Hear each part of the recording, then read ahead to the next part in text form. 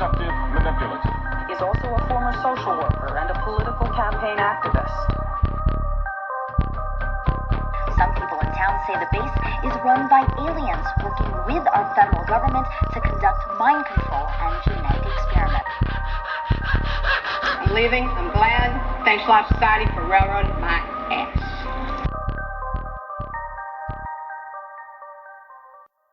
Welcome to the Eerie Americas. This is your host, Kristi Hull. This is Vicky Ayala. How are you, Kristi? I made the mistake of falling asleep on my demon couch last night. That's what I'm calling it these days. So I got this couch on Amazon, and it's perfectly fine to sit on, but the second you fall asleep, it just destroys you. So I fell asleep watching something last night, woke up 30 minutes in, and now it feels like someone took a carving knife to my shoulder. And so all day, it stopped me from going on a hike. It stopped me from doing all this active stuff I was going to do this weekend. Limited with time here before it starts to snow. So I'm really upset that I'm missing this weekend. But lesson learned, do not fall asleep on the couch no matter what. No matter how tired I am, I'm going to lay my ass in bed. Because basically anyone that I hate that comes to visit me, I'm going to make them crash on the couch. Because it's literally a demon couch. Because it looks so cute and it's comfy. And then you wake up and you're just like, why does it feel like someone took a sledgehammer to my back? And you know me, I have no back issues. So for me to be like, this is bad. Every other issue, but not back issues. Yeah. So I think that demon is age, because if we were in our 20s, you could sleep on the floor and you're fine. It's so true. The minute you turn 30, my bed is probably one of the most comfortable beds ever made. And all of a sudden, in the last year or so, I can't sleep on it anymore. And I'm like, this was comfortable. This was comfortable before I was 30. I get now that these people in their 50s and 60s only get 4 hours of sleep. And they're just like, no, that's all I need. I'm like, oh, I can't wait for that moment. How are you? I'm good. Also suffering from some allergies. Watch this show, Marianne, on Netflix. It's French. You can watch it dubbed or subtitled. I watch it dubbed because I'm too lazy for subtitles. And I watch all my shows even in English with subtitles. It's a weird thing. I do that when they're British, because I don't always understand what they're saying. But I'm really lazy, and I'm always doing more than one thing at once. So I'll be researching and trying to watch. So I watched it dubbed, and you have to watch it. I just finished it this morning. I watched it in the daylight and it was still creepy. So what's it about? So basically it's about this writer, and she has a horror series, which is something I've always wanted to do. I've always wanted to write a horror series, which maybe in the future. But she writes this horror series, becomes super rich, super famous, and then she decides to end the series. Turns out basically that the main demon that she writes about is really real and has really been following her and has only left her alone because she's been writing. So the minute that she stops writing about her, she appears and basically tortures her and her friends and her parents. It's a whole bunch of shit that's happening because that demon is actually real and she stopped writing about her. It's crazy. It's only 8 episodes and it takes place over 8 days, and every episode is 1 day. So you just have to watch it. I recommend it to everybody. It's really cool, but I have to say the French are sick, and some of the things that they do, I'm just like, oh my God, where did you come up with this shit? It's awesome, and it's scary in a good way. It's not just one of those shows that's a bunch of jump scares just trying to get, it makes sense and it makes you think. It's really good. The acting is really good, even dubbed. And sometimes dubbed, it makes it sound really cheesy and corny. It's still really good. If I could do it over again, I'll probably watch it with subtitles instead, because I just think some of the motion is gone when you dub it. But it is really, really good. I know you'd like it because it's a mind fuck and you like that type of shit. So definitely recommend it for everybody. Okay, good. I'm going to definitely check it out. I have to catching up. So I finished Unbelievable, which was as amazing as I expected. So I know Marianne was next on the list. And then I've also been trying to read. Really, I've been reading right now. Yeah. So aside from just researching, I'm actually wanting to read books. That's where I'm at right now. But I will definitely check it out because I know the French are crazy when it comes to their horror stuff. Yeah, some of the stuff I was just like, ooh, what the fuck? Horror and sex is their thing. Yes, it is. So, they do it right. So I found something a while back on Reddit, and I understand it completely. And I'll explain it to you after. This is from CrowdSpectre, and it says, nightmares since childhood. This is what it's come to. It's almost 5 a.m., got up for work, texted my sister, found a nightmare Reddit because I absolutely have to share this with anyone. Last night, I drifted off on my couch and immediately and repeatedly began having sleep paralysis. Perfect mirror of my living room, but I kept hearing bangs, scratches, growling, felt an evil presence. I got up and wandered around looking for whatever it was, and it increased. I became annoyed and remember yelling, "Show yourself!" Throwing back the curtains to my driveway, and some abstract flash hit me. Looked like a kaleidoscope of grays and black. Definitely demonic. I forced myself awake after several attempts and realized I never got up in the first place. From here, I slid off the couch and sat in my chair completely cross-eyed and unable to fully awake. I was not shaken, just tired of it. I fell back asleep. This morning, I woke up very disturbed after having to report hail damage on my roof to my insurance. There's no punchline. 25 out of 30 years of dreaming about being chased by monsters. Towering, abandoned dark buildings, basements, crypts. One of my first nightmares I remember I had when I was 4 and I had to fight Frankenstein's monster and a giant fork. Always end up with a terrible weapon, like a 2x4 or something. And now the mundane problems of adulthood are the ones that shake me. Anyway, just found it profound and kind of hilarious. I didn't find that hilarious at all because sleep paralysis is like one of my number one fears. I've never experienced it. Neither have I, and I've heard like people describe it, and I'm like, I think I would die if I felt that. What I found that I connected with was that I've had a recurring nightmare since I was 5. I never talk about it because the first thing about the dream is that I'm telling somebody about the dream. So to me, it feels like a bad omen. It is that detailed and that descriptive. And it's color, like he said, he mentioned the shades of color, like the same exact thing. Even though I've never experienced sleep paralysis, I do know what that feels like to live in a nightmare. And it's scary as shit. It's kind of perfect because it's kind of like the show I told you to watch because she's really haunted by this same lady like throughout her whole life. I don't have recurring nightmares now, but when I was little, I had one. And I later on found out that it came from somewhere. Like I had a recurring dream of being in our family car and it kept rolling backwards. But then I found out later that my mom had attempted to drive and like got into an accident with us in the car. I found that out later. Once I found that out, it actually stopped. But I had this like nightmare. So I know I get it. The only reason I think it's kind of funny is because he's like, oh, now adulthood scares me. And I'm like, well, me too. It's like shit that makes people not sleep anymore because who the fuck wants to go to sleep when it's that scary? We keep saying we love October and we love Halloween. I mean, I watch scary movies all year, but I've really been like, it's to the point where it's like, I need to watch something else, but then I don't. I still watch something scary. I just go from movies to shows. But, you know, now that we're in Halloween season, a lot of you, like Kristi and I, love these haunted attractions, the ones that are just set up to scare the shit out of you.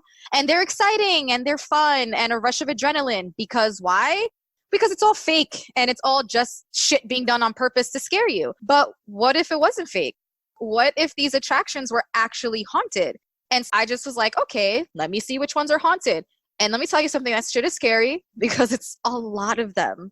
That's some really brave ass employees. Because if I found out the place I was working at temporarily was haunted, it would seriously deter me from taking the position.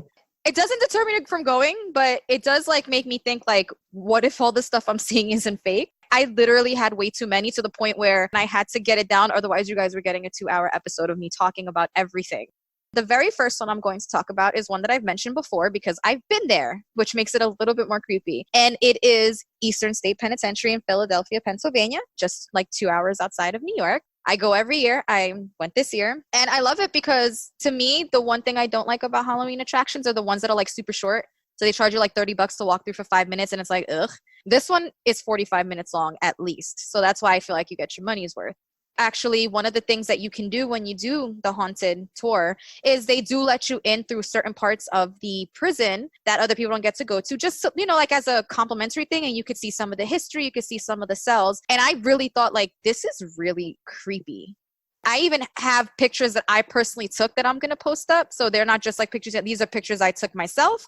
And I'm telling you, I thought I saw orbs at one point. Like it really, you felt heavy in there. Mm-hmm. And so that's why I was like, this has to be a really haunted place. And I must be right because every single search that I made haunted, like actually haunted Halloween attractions, Eastern State popped up on it. Literally every single list. Even if it was throughout the whole world, this place in Pennsylvania popped up. The prison housed some like really famous people, including Al Capone.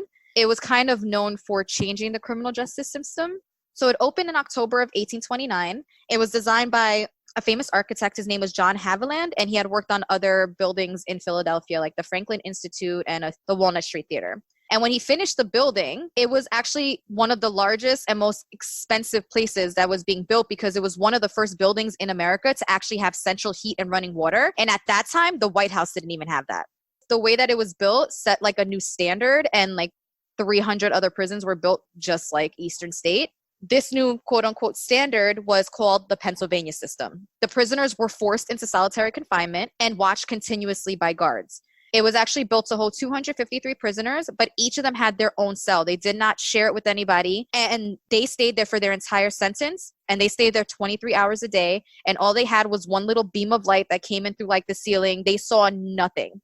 According to easternstate.org, the prison was opened as part of a controversial movement to change the behavior of inmates through quote-unquote confinement in solitude with labor. I personally think that solitary confinement is a very, very harsh punishment in itself, and I don't believe in it, but it was supposedly done to help criminals find remorse, salvation, and penance. I believe it just made people go insane. I think so too. They lived in complete isolation, and all they had was a Bible to their possession. They were so watched that even when it came to the outdoor activity that they were allowed to have, which wasn't a lot, they only allowed 2 prisoners to be in the yard at the same time, and they weren't like near each other. Like they weren't interacting with each other. And the guards would place hoods over their heads on the ways in and out of the prison so that they A, wouldn't see or talk to anyone, and B, they kind of did that so that you couldn't see anything outside your cell, so you could never plan to escape because you didn't know what the rest of the prison looked like. That's so cruel. It's so cruel. So one of the most famous people from Eastern State was one of the wardens. His name was Herbert, and his nickname was Hard-Boiled Smith, and he was just like really, really cruel. Right when he started to run the prison in the 20s and 30s, they had actually reformed it and realized that, hey, this isn't fucking acceptable and we can't treat people like that. So they actually got rid of the Pennsylvania system because they thought that, solitary confinement wasn't working. But now you have these prison cells that were built for, and you're going to see in the pictures, they're not very big. And now you have like a bunch of prisoners shoved into one cell. So at one point, the prison that was supposed to house 253 inmates had over 1,700. How the hell do you even fit that many people in By that space? jamming a bunch of them in a little fucking cell. Like I said, solitary confinement is a punishment in itself. And once that was taken away, you had to think of new other cruel ways to punish the prisoners. Some of the inhumane and cruel punishments included something called a water bath, where inmates were dunked, then hung out on a wall in the winter until ice started forming on their skin. There was something called the mad chair, and what they would do is they would bound inmates so tightly that their circulation was cut off, and a lot of times it led to them needing amputations. They had the iron gag, which was when an inmate's hands were tied behind their back. They were striped to an iron collar in the mouth so that any movement caused the tongue to tear and bleed profusely. None of that was bad enough. They had something called the hole, which was an underground cell where inmates, they had no light, no human contact, no exercise, no toilet, basically starved because they barely gave them any food, barely had any air, as if complete solitude wasn't bad enough. So they would just literally stick them in a hole. Yeah, they would stick them in a hole. And of course, any form of communication was banned between prisoners. And if they got caught, because they would say that, just to try to communicate, they would like tap on pipes or whisper through vents. But if any of them got caught, that was the possible punishments that they would face.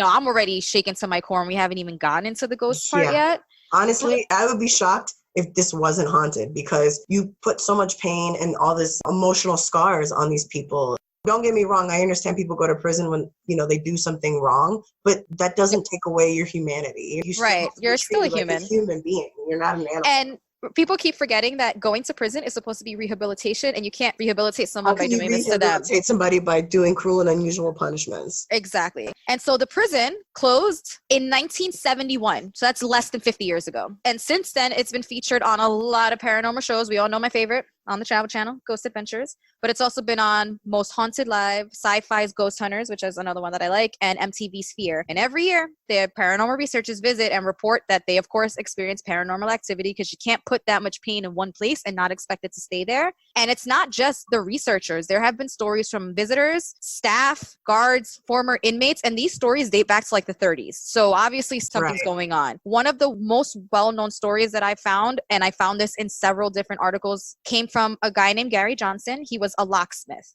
In the early 90s, he was working in cell block 4, and he was trying to open a 140-year-old lock. And he said that, quote, a force gripped him so tightly that he was unable to move. Then he said he felt like a horrible negative energy and like this out of body experience. And he felt like literally the energy was pulling him. Like it was just calling, like it just engulfed him, and he was being pulled by the negative energy. Right. And then he said he started seeing like these anguished faces all around the cell block, and they just kept like calling him to them. He said that the experience was so vivid for him that anytime he speaks about it, he's still like goosebumps and he's still scared. Mm-hmm. And a lot of people said that they believe that when he removed that key, he kind of opened like a gateway to the past and all the horrible shit that went on there and kind of gave the spirits a way to get out maybe. It's interesting that something that can be a physical representation of something can manifest into something actual. I always found that super interesting. Like every scary movie, you hear about like haunted furniture or furnishings. It's interesting how people tie themselves to something so physical in the real world, And it was so fascinating. Literal too, because you literally unlocked them from being trapped inside this cell. It was so literal. Found that story and I kept seeing it and I'm like, this is really creepy. And another one that's kind of crazy came from one of Eastern State's most famous prisoners, mobster Al Capone.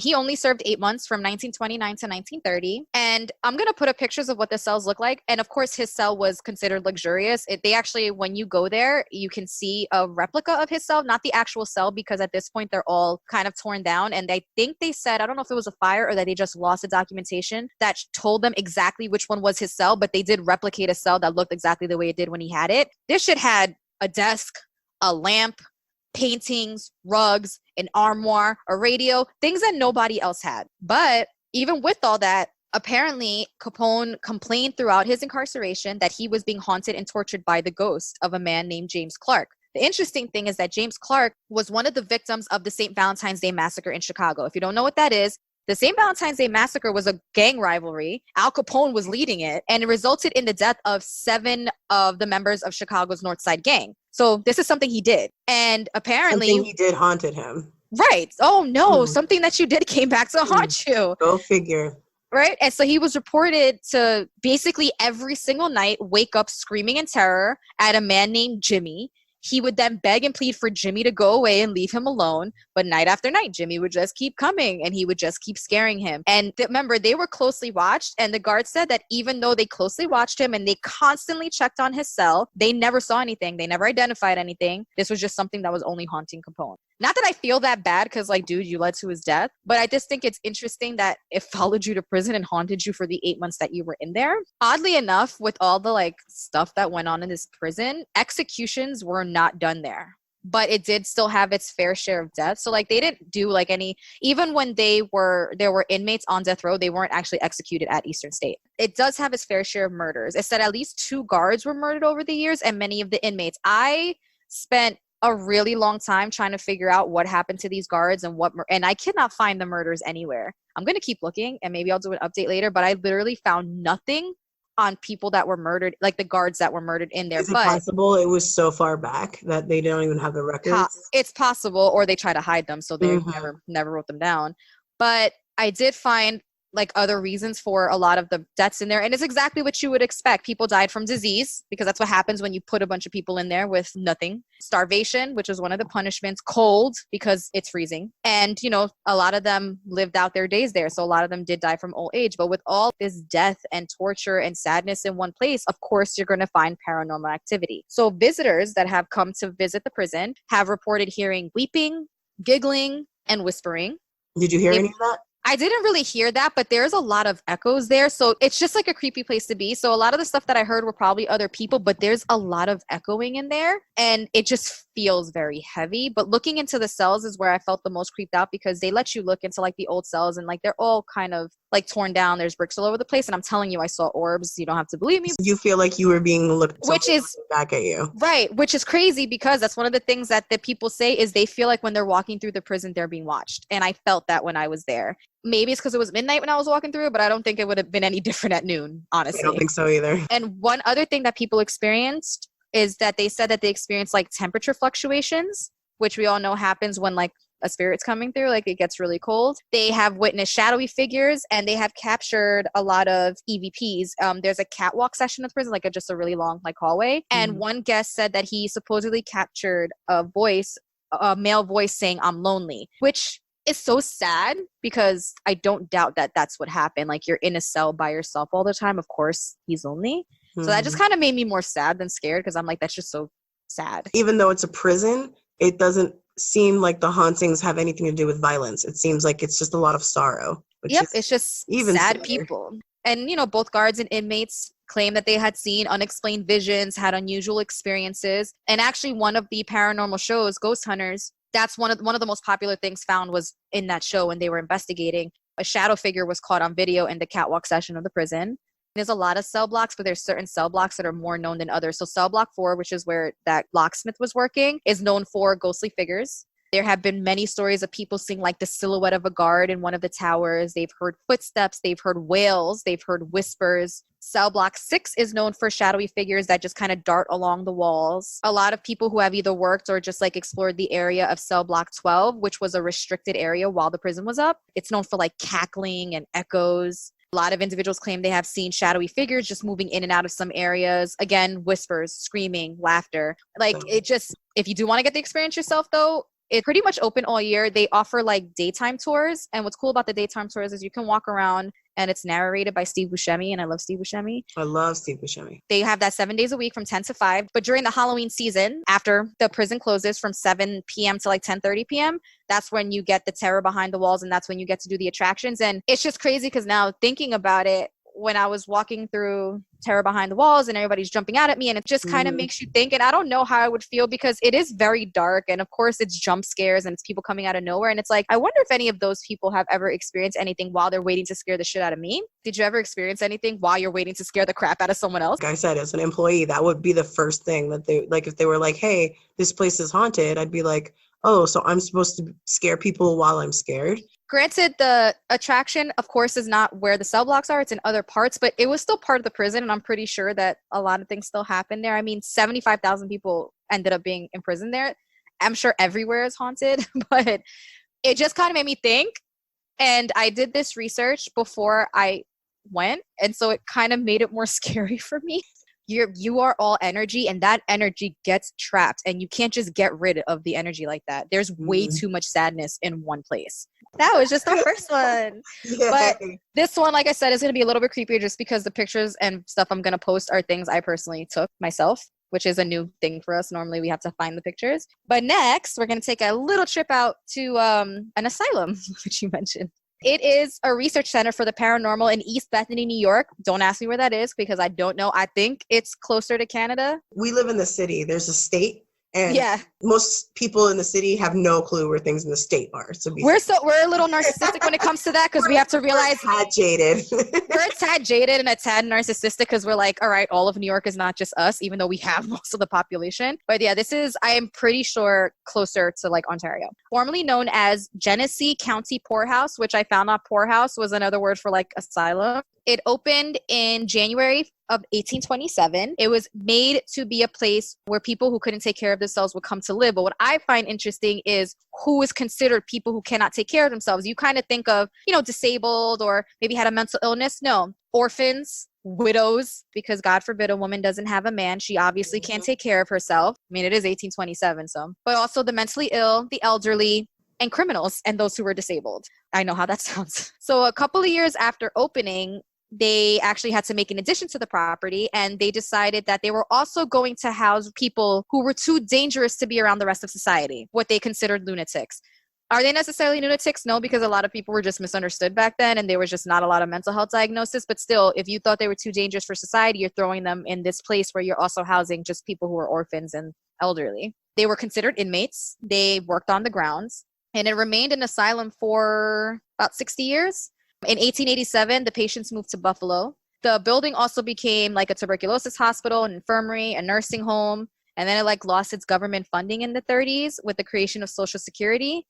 And so it kind of was left abandoned. And then in 1974, just left like that. And then in 92, it became like a mall. It was so strange, the transition. It became an antique mall. I don't know. So yeah, a genius decided to make it an antique mall in the 90s.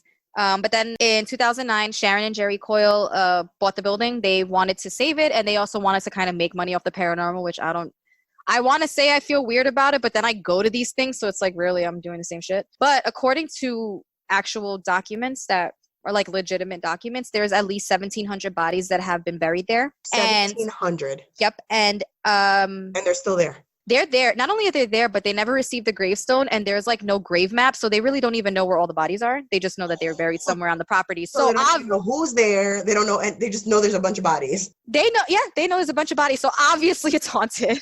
This was also featured on Ghost Adventures in 2010. But it's weird because most of the spirits they say that roam the asylum are friendly and willing to lend you a helping hand. I mean, I guess it also depends on the type of people they were before they died. Some of these people, again, were not like crazy or anything. They were just not deemed fit for society. So the woman who owns it, Sharon, she has herself talked about a lot of her experiences walking through her own property. She said that like 2 months after she bought the property, she was walking through it and she had a run-in with a very large rat and it scared the shit out of her. And then the next day, she found the rat dead on the stairs, blood oozing from its mouth as if its neck had been broken. And on the wall was a giant bloody handprint. And so she thinks that one of the spirits actually killed the rat for her because it scared her. And it's funny because she knows exactly which ghost it was. And it's the ghost of a boy named Roy, or a man named Roy. Roy is known for being the most frequent ghost you'll run into there and being extremely friendly. In the early 1900s, the poor thing was just suffering from gigantism. There was nothing wrong with him. He had the same disease that Andre the Giant had from the WWE, but his father was embarrassed by him and dropped him off when he was just 12 years old because he thought he was an embarrassment. And all the reports say the same thing, good-natured boy. He was just a really sweet boy. He was just huge.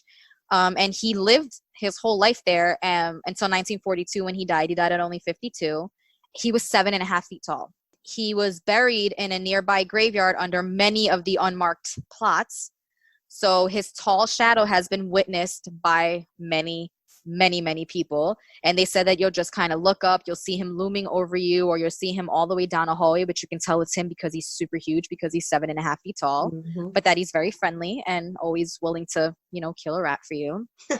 Then there's that's real important to have. You can Roy, come kill Roy the rat killing ghost. I would love it because I don't see the purpose in rats. Then there's an old man's dormitory. The corridor is actually referred to as Shadow Hallway, which is always great. Oh, yeah. It's on the second floor in the east wing. And Sharon states, quote, "This is where we see a lot of shadow people. When you look down towards the infirmary section, you start to see shadow people, and they could look like you and I, solid. They can be light gray, medium gray, dark gray, or pitch black. They could be normal human shaped or anamorphous shapes. They come in and out of the doorways, walk across the hall. Sometimes they'll poke an arm or leg out. Sometimes they'll crawl on the floor. And that can be creepy, especially if you're sitting on the floor during an investigation and one is coming at you, because you can actually see the shadow moving towards you." I love how that sounded so casual. You could see this. You could see that. See that. They might stick a leg out. Yeah, if you look over to your left. Nonchalant, like it's an everyday, like you could be eating a sandwich and you'll just see a ghost. Like, yep, that's exactly what it is. But then again, you did buy the asylum wanting to make money off the paranormal, so it better be paranormal. Yeah, it was a good investment if that's the case. And then on the second floor solarium, there's a man named Jack that has been seen pacing back and forth. People have seen something dark blocking out the light from like the natural light. Like they just see something blocking it. They say if Jack likes you, he'll let you in. So if he likes you and you say, "Jack, please open the door," he'll open the door for you. But if he doesn't like you, he won't open the door for you. Which I don't like me. Don't open the door. I don't care. Would you prefer to be unliked by Jack? I don't want anyone to like me and open the door for me. Thanks. But then, of course, another like area that reports a lot of paranormal activity, which is the morgue. They say that they feel a strange energy. Like, no shit, it's a morgue. Like, I've walked through a morgue because transitional death. Yeah, it's really. I remember when Kurt worked at the hospital and I used to go to work with him and we used to have to walk past. I'm like, why do you make me walk past the morgue? It's creepy. Like, it's just, and it was always dark. And so, yeah, strange feeling, morgue, it makes sense. They said that people have heard an Italian man in the middle of a conversation. They have a suit that's hanging from the ceiling that they call like a pendulum.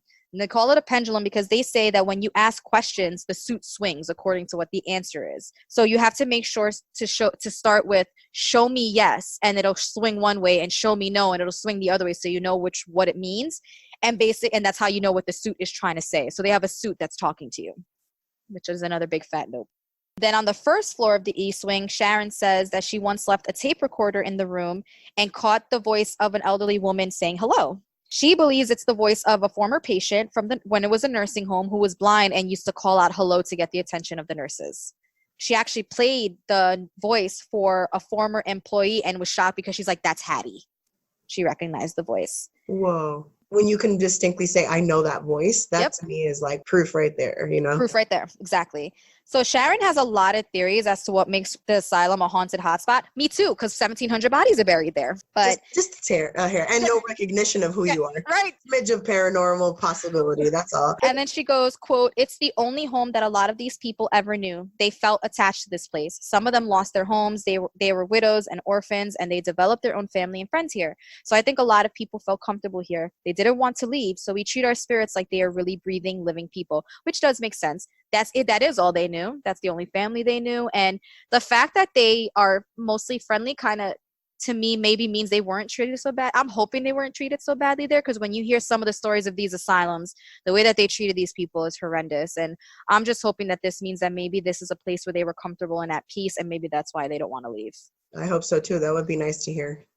Right? One time that you hear a story. Yeah, it's so terrible to people when they were alive. It would be nice to hear. Exactly. So this is another place that you can go. You can experience this. They have a shit ton of daytime tours, and they even offer a paranormal 101 class, because they do a lot of paranormal investigations there. And most of these tours run from September to November. So again, it's Rolling Hills Asylum. So they have their own website, rollinghillsasylum.com, if it's something that you want to experience yourself. I think it's cool that they actually offer paranormal 101 classes. I think that's very interesting. I have never seen that before. And they have all types of these tours that include like a flashlight tour, or this tour, or that tour. It seems really cool.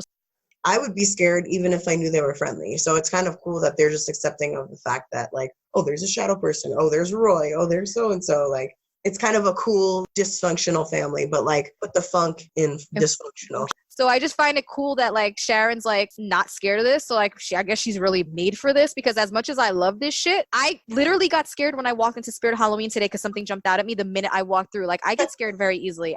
You would think that I don't get scared easily because I like it. No, I'm literally the easiest person to scare. Like I'm one of those jump out behind a wall, say boo, and I jump. This next story, when I was going back and forth on which story to take out to make this episode to be able to listen to this episode in less than 2 hours, I had to keep the story in because it's weird. Because it's haunted, but we're not sure why, because there is a legend story and then there's an actual story of what really happened. And it's just, you can't really decipher the truth. So I thought it was very interesting.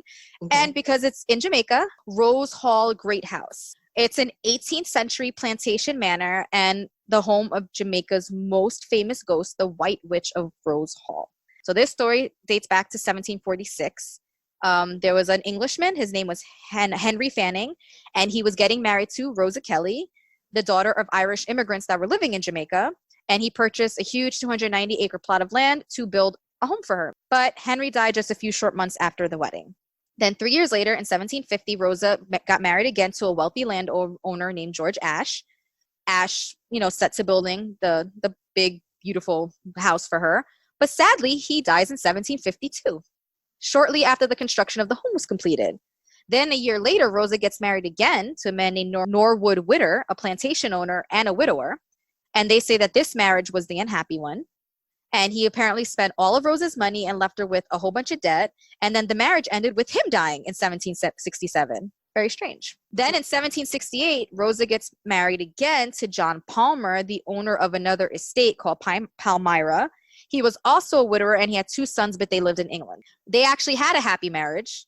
And this actually ended in her dying. I was going to say, if this person dies, then she's a Black Widow. Like, there's no doubt in my mind. No, she dies in 1790. So the mysterious husband deaths finally ended. But then he dies like 7 years later in 1797. But because they never had any kids together, both the estates, the Rose Hall and the Palmyra estate that John Palmer owned, went to his 2 sons in England. But it was put in a trust, and with the trust, you have to claim it, and neither of the sons ever came to claim it, and then they also never had any children. So the ownership of both estates, once the sons passed away, went to a nephew, I believe? Yeah, a grandnephew, John Rose Palmer. In 1818, John Rose Palmer actually moves to Jamaica to take, control of his estate that he inherited. And then he marries a woman named Annie Patterson, and she's the one who becomes known as the White Witch of Rose Hall. So now there's a lot of variations of this story. So I'm going to go into the most commonly told story, and then I'll get into the quote unquote real story. So here is the legend. Annie Palmer was the daughter of an English mother and an Irish father. And when she was just 10 years old, the family moved to Haiti, where she learned voodoo from her nanny. And when her parents died, she was left to be raised by the nanny and became an expert in voodoo. At the age of 18, following the death of her nanny, she decided to move to Jamaica to look for a rich husband. And that's when she meets John Palmer, who at this time already owns Rose Hall Estate. Within a few months of the wedding, she became tired of John, and she started taking the slaves as lovers. And when John caught her, he beat her with a riding crop, but then next day turns up dead. Coincidence? Yes. So it's believed that Annie had killed him by poisoning his coffee. So now with John dead, the Rose Hall goes to Annie. She continues to take slaves as lovers and then murders them when she becomes tired of them. She would torture and kill all the slaves, or basically anybody who displeased her. She set traps all around the property so they couldn't escape. Slaves that worked in the house and had access to the kitchen were required to whistle whenever they were around food so that she would know that they weren't helping themselves to any of it, because you can't whistle with your mouth full. If they were caught not whistling, she would cut their heads off as punishment for the theft of food.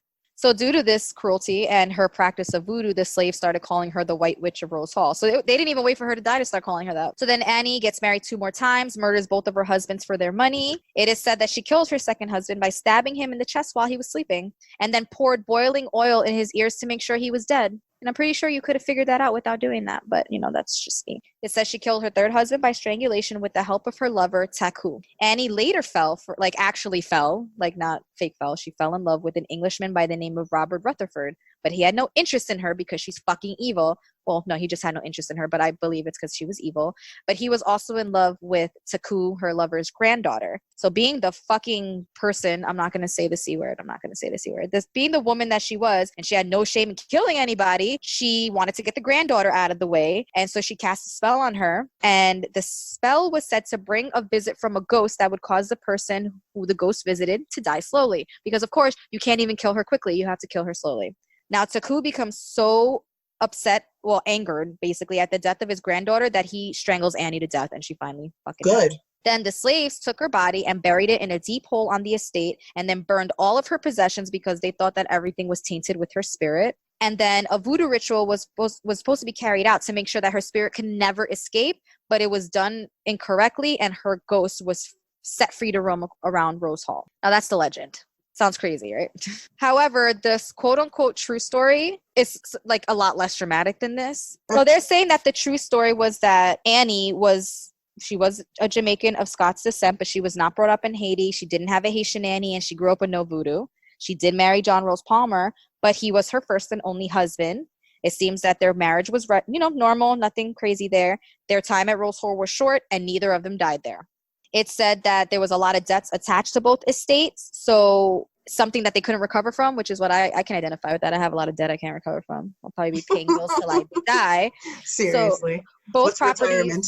right? Both properties eventually got passed into the hands of other people, and it was actually abandoned for a long time.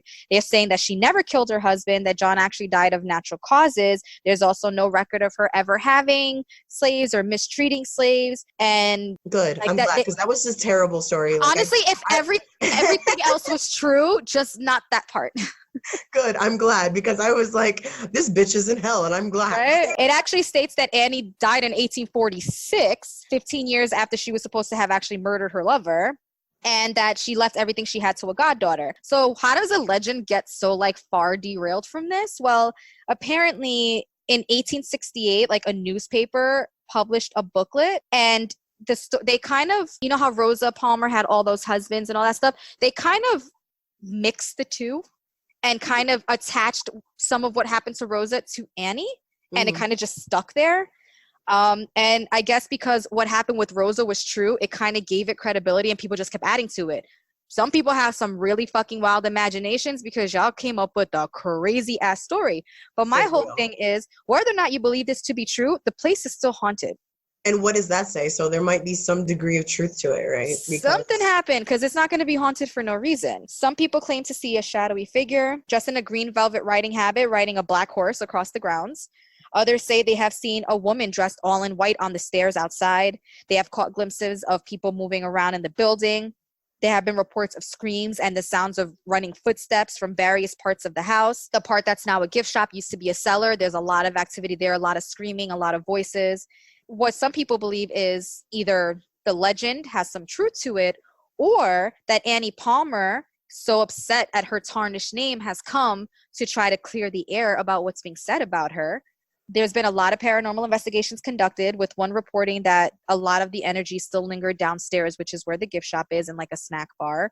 Orbs and light portals seem to be in, like, whenever people take a picture, and every single picture there's always an orb or like an unexplained like light source. Now the location's like this big huge hotel, golf course, and event spaces, but it's so crazy because I went to the website and it's like you click on one thing for the golf course, you click on one thing for weddings, and then you click on one thing for haunted night tours. It's so weird. That must be hilarious for somebody that, like, imagine you're a terrified human being and you're trying to find a place to do your wedding, and then you see weddings and hauntings in the same place. Like, literally, it's like a drop down menu. Like, versus you and me would be like, ooh, but like normal people would be like, what the shit? Like, I'm supposed to get married here? And the thing is, it looks so pretty. It's all nice and green, and then you like see the haunted tours, and like, it's so crazy. But it is another location that you can visit. It's still open. They offer night tours throughout the, Halloween months, and then the rest of the year you can use it for your wedding. Even if you made up everything, why would she haunt it? Right. I don't get this whole I'm going to clear my name. Is it even her? Is it confirmation that it's even her? It could have possibly been someone that died mysteriously on the grounds, like, we don't really know. And that's what's interesting about the past. When people would disappear or die, someone had to be like, hey, this person is missing. You know what I mean? Exactly. Like, if not, you could get away with it. It didn't matter. You know what I mean? Now, these days, if you kill someone you don't know, you're still going to get caught. Like, it's one of those things where it's so different compared to being able to trace back everything. Like, I don't know how people are ever going to get away with anything anymore. That's what I'm saying. Like, a lot of these, like, serial killers and stuff like that, if they ever try to pull that shit today, they would get caught in a heartbeat. It's just that it was just different back then. Mm-hmm. So back then, your secrets would be kept in the dark. Exactly. And like, your whole life is very Googleable now. Like, you can Google yourself and see everything. So there would never be this, is that a legend? Is that the real story? Like, that wouldn't happen now, because everything can be verified. But back then, you could have a whole bunch of shit brochure about someone's life that was completely true or not true, and you could still not know. Like, we don't know. I don't know what's true, because back then they were just like, there was no record keeping, I guess. Pretty crazy.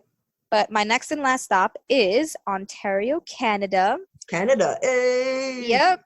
And it's a Gothic style castle called Casa Loma at a residence. That it was basically a residence that was built for this big financier, Henry Pilat. In 1903, he purchased this big plot of land, and in 1911, the construction started, and the castle was completed in only 3 years. It's cost $3.5 million and took 300 workers to build it to get it done that quickly. It had 98 rooms. I don't know what the fuck you need 98 rooms for. I don't even understand. How do you clean something with 98 rooms? Well, he had so much money, he probably had 98 different people that could clean this room by themselves. True. It covered 64,000 square feet, which my apartment is like 500 square feet. So that's just a lot. It had an elevator. And I kept this in because I thought it was so funny. Like, when you're trying to gauge how big something is, it says an oven large enough to cook an ox. That's a fucking huge ass oven. What do you need an oven that big for? To cook an ox? I don't know. Like, that's just a big ass oven. And it specifically said vertical passageways. Why did he need vertical passageways? Of course, to transport pipe organs. Like, what else would you need a vertical passageway for? Oh, yeah. Don't we all? We all need 2 vertical passageways to transport pipe organs. A central vacuum. And then not 1, but 2 secret passages that were in the ground floor office.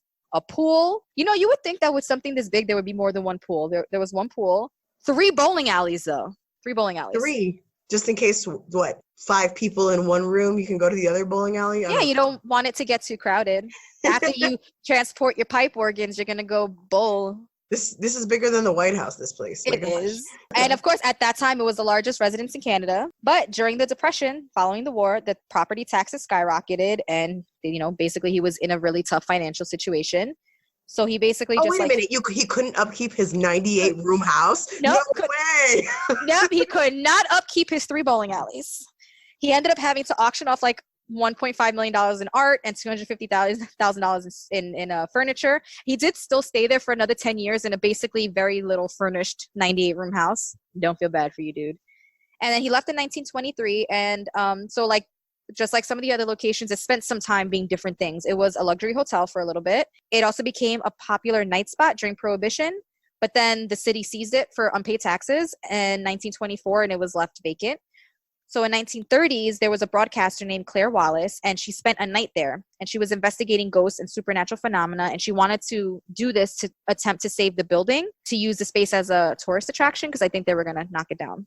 So a lot of staff and guests at the castle have shared a lot of the same stories. And they keep saying that there's a mysterious lady dressed in white, and she just like mutters and sighs. And there's a man near the stable, like a sad man near a stable. Like they keep seeing the lady and the man in the stable. And there's a quote, "The white lady is someone we believe to be a maid who worked here in the early 1900s, around the time when 60,000 people in Toronto died of influenza. She's been seen in a lot of places by guests or by cleaning or cafeteria staff as they've been cleaning up at the end of the day." So she, I guess, is stuck there in her crappy job cleaning this 98-room castle, which now answers your question. That's how the castle is cleaned. What a cleaned. nightmare. It's like, that's the worst, to be a maid for all eternity. Yep. And there have been plenty of ghost stories that pop up from time to time, but there were a few stories that, you know, there's a couple of that just keep popping up over and over and over again. Some have also actually said that they saw Sir Henry Palat and his wife, Lady Mary. There was a report of a young boy who kept seeing a man standing at the second floor window.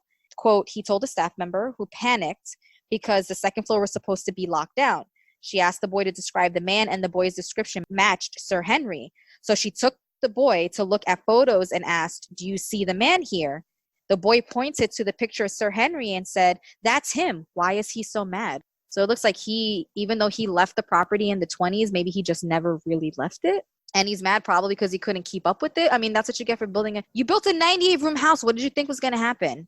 There's also been a lot of mediums have come there. So according to the mediums, him and his wife are not trapped there. They're saying that they're choosing to be there because they were ousted after they couldn't keep up with it. So they refused to leave. So like they're choosing to be there. They're not stuck there. Can't let it go because it's not like they gave up the property willingly or they sold the property. It's they couldn't upkeep it. They kicked them out. And now they don't want to let it go in death. Quote, "A lot of mediums say they come back in what's called a visitation state because they didn't have the castle very long." But it's just very interesting that you can just choose where you haunt.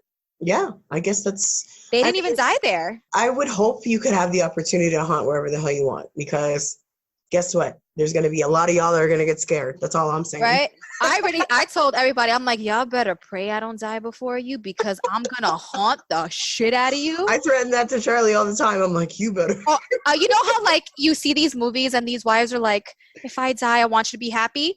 Fuck that, Ryan. I've already told you this in person, but I'm going to tell you this right now. I don't want you to be happy if I die before you. I don't want you to get married and live another happy life. I want you to think about me every fucking day until you die, and I'm going to make sure that you do. And I'm not even going to haunt you at night. I'm going to haunt you during the day. I'm going to haunt you all day. Men will remarry in like 3 to 6 months, and I'm like, no. Because they can't handle being by themselves. Yeah, I was like, I will haunt your ass. You need to mourn my ass for 1 solid year. I said, then you can start dating. Not even like you can remarry. You can start dating in 1 year. So you're saying forever. I'm saying just give me 365 days. If not my ass, you'll see my ass. And I tell all people that I'm going to haunt them. I was like, I'm not going to be one of those ghosts that waits for you to go to sleep. No, I want my friends to sleep. I'm haunting you during the fucking day though. Because every time you go out to do something that you would have normally invited me to, I'm still going. That's the kind of ghost I'm going to be.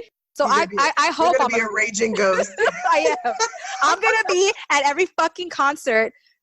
But then they said that there's a tunnel because, you know, they had all these secret fucking passageways because this shit was huge. There was a tunnel leading to the stables where they say there's another ghost that just likes to roam the tunnels, which to me, if you make a tunnel in your house, you're just setting it up for there to be a ghost there. Many people have reported feeling as though they've been grabbed or had their hair pulled in the tunnel. People have reported hearing a spirit sighing and have captured like recordings, people like speaking and trying to interact with visitors. So maybe like they didn't hear it when they were walking through, but when they listen to recordings, they can hear them trying to interact with the visitors, which to me is kind of creepy. In one recording, there is someone heard to be saying, "Oh, he's a horrible person," while trying to make contact with someone. It's so funny. You got called out. Right. And, you know, there's different types of haunting. There's intelligent hauntings, and then there's residual sound. So residual sound is just, you know, like sounds that get trapped there. So, you know, like doors slamming, stuff like that. But there's intelligent hauntings where there's a fucking ghost that knows exactly what they're doing. So a lot of people are saying that there's intelligent hauntings here where the ghosts know exactly what they're doing. But nowadays, Casa Loma is used as a haunted Halloween attraction. It's called Legends of Horror. It's a totally immersive, like theatrical experience. It incorporates animatronics, props, projections, and about 75 actors playing every type of creepy creature imaginable, ghosts, vampires, demons. And it's nightly from like 7 to 11 until Halloween, which it kind of reminds me of something here called Sleep No More, where it's like an immersive experience. So it seems like that's what they're using. But again, if you're going to go do this, it's a lot different when you know that it's fucking haunted. Like, do you really need an actor playing a ghost when you've got the real ones? But yep, that's all. That's called Casa Loma. So if you're from Canada, going to Canada, visiting Canada, and you want to check this one out, good luck, everybody, to anybody going to these. If you do go, though, I totally want to hear about it. That's really fucking creepy. I don't even know what to say to any of that. Because now I'm going to be thinking like, oh, I'm going to be walking through and while people are out scaring me, I'm going to be like, oh, I thought you were an orb. Like, right? Like, you're going to look up the history and be like, oh, I thought you were Sir Henry. Sorry. That's what, because I'm not somebody like, I'm the reverse of you. You can't jump out of nowhere and scare me. Like, a bunch of people have always tried it. And I'm like, like, like, I'm that person. I'm like the Daria. Like, my response is the same. I laugh. What would be scary? What would be scarier to me would be knowing the backdrop to the story. Like, that would scare me more. Like, you would be that person that's like, hey, there's an orb behind you. Like, I know you're scaring me, but there's something behind you. Hey, by the way, I was gonna do one in Colorado, but I'm like, you know what? Let me not do it before Kristi tries to go on any haunts in Colorado. I appreciate that. Because I so badly, there's a lot of them near you. Like, I wanted to do like the Stanley Hotel because I love The Shining. And I'm like, nope, I'm gonna save everything. Come visit next year. Exactly. I'm like, when I come visit, I don't care what time of the year it is. I don't care if it's cold. I don't care if it's hot. I am dragging Kristi to everything haunted in Colorado because I've already done everything in New York. I've already gone to Philly. Plenty of things out here. They're all about it here. So that's gonna be awesome. I'm looking forward to it. But if you guys are listening and you guys have any experiences in any of these locations, we would love to hear from you. So the eerieamericas@gmail.com, please feel free to send us anything you've experienced because we love hearing that kind of interaction. So let's get into our Who Does That. Who does that? Who does that? Who does that? Who does that? I'm going to take over for you this week via HuffPost.com. This is a Florida one. So yes, it's not me. I haven't done a Florida one in a long time, but this one's too good not to post. It's short. Florida can hate Kristi this week. Yes, you guys can bring the hate on. I'm ready. Like I said, via HuffPost.com. $80,000 worth of wigs stolen from South Florida warehouse in hair-raising robbery. Yeah, I so want to be one of these people that writes these articles. I can come up with punchlines. Video surveillance shows a truck backing up and ramming the warehouse's front door 3 times. Miami Gardens, Florida. Police in South Florida say thieves stole up to $80,000 in merchandise from a wig warehouse. The owner of Prime Trading Hair and Wigs told detectives in Miami Gardens that he was notified overnight Tuesday that the alarm at the warehouse had been triggered.